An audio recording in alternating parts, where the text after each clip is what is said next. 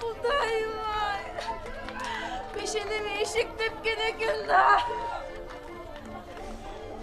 Aramdan sonra bir büyük diyor annesi. Ansı da başkaya gitti. Sen de bari aldı dedi Aynar. Boldu canım, boldu.